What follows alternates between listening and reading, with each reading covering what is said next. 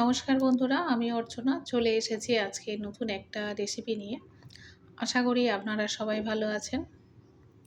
আজকে যে রেসিপিটা বানিয়েছি সেটা দেখাবো। আগে দেখাই, প্রথমে কয়েকটা মুসুর ডালের বড়ি নিয়েছি।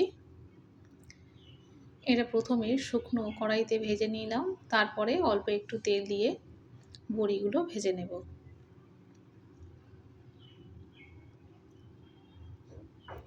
সামান্য একটু সর্ষের তেল দিয়েছি। বড়িগুলো ভাজা হয়ে গিয়েছে।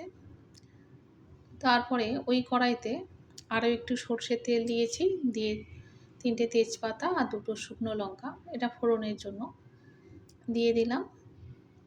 আর এরপরে দিচ্ছি 5 ফোড়ন, 1 চামচ দিয়ে দিয়েছি।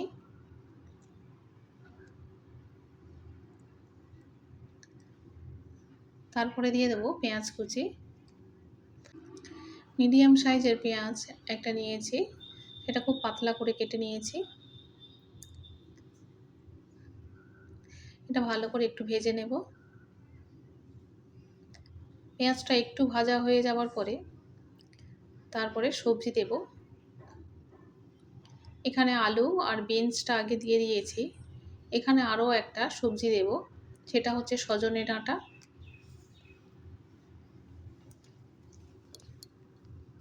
বিনস আর আলু আগে একটু ভালো করে তেলে ভেজে নেব।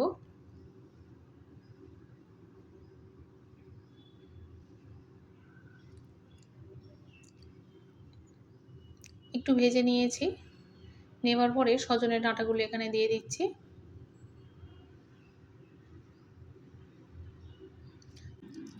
আর এর সঙ্গে দিয়ে দিলাম টমেটো কুচি,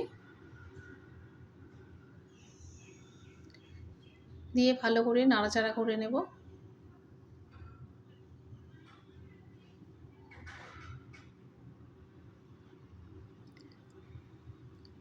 অনেকক্ষণ নেড়েছি। নাড়ার পরে এখানে আদা আর কাঁচা লঙ্কা বাটা দিয়ে দিলাম 1 চামচ।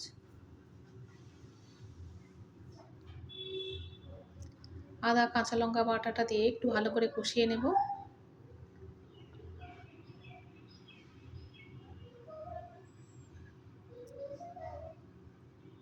এবারে আরও কিছু মশলা দিয়ে দেব, যেমন ধনিয়া গুঁড়ো দিলাম 1 চামচ, জিরা গুঁড়ো দিলাম 1 চামচ, লাল লঙ্কার গুঁড়ো 1 চামচ দিয়েছি, হলুদের গুঁড়ো 1 চামচ, আর দিয়ে দেব স্বাদ মতো নুন।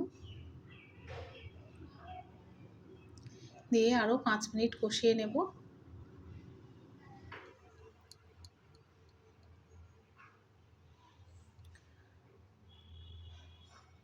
অনেকক্ষণ কষিয়ে নিয়েছি। এবার সামান্য একটু জল দিয়ে দিলাম।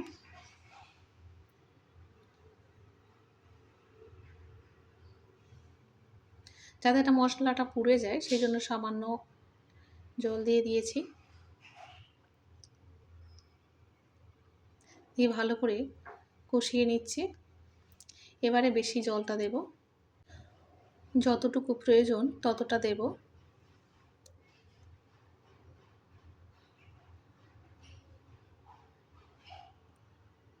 ঝোলটা ফুটতে শুরু করে দিয়েছে। এখানে ভেজে রাখা বড়িটা দিয়ে দেব, আর দেব কাঁচা লঙ্কা, 3টে কাঁচা লঙ্কা একটু চেলা করে দিয়েছি। আর দিয়ে দিচ্ছি কাতলা মাছ। যদিও আমি আগে বলিনি যে রান্নাটা কি বানাচ্ছি, এমনি প্লেন ঝোল নাকি মাছের ঝোল। এই গরমে ভাবছি কি রান্না করা যায়। যদিও আগে আমি মাছটা ভেজে রেখেছিলাম, তখন ভাবিনি যে মাছটা ঝোল বানাবো। বেশিরভাগ ক্ষেত্রে কাতলা বা রুই মাছ হলে পোস্ত দিয়ে আমি ঝাল করি। তাই আজকে ভাবছি এত গরম পড়েছে, ভালো লাগছে না। কিছু সবজি ছিল, সেই সবজি দিয়ে পাতলা একটু ঝোল বানাবো। সেই ভেবে আজকের এই ঝোলটা বানালাম। ঝোলটা হয়ে এসেছে, এবার অল্প করে ধনেপাতা কুচি একটু ওপর থেকে ছড়িয়ে দিলাম।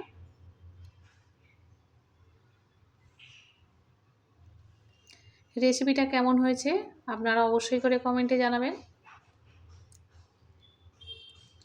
এই রকম ঝোল গরমের সময় সত্যিই খুব ভালো লাগে। আর সত্যি বলতে কি, খেতে খুব ভালো হয়েছিল। আর এইভাবে বানালে খেতেও খুব ভালো হয়। আমি অর্চনা, আপনারা দেখছেন মাইসেলফ দীপ্তেন্দ্র। অবশ্যই করে লাইক, শেয়ার এবং সাবস্ক্রাইব করবেন। দেখা হবে আবার পরের ভিডিওতে।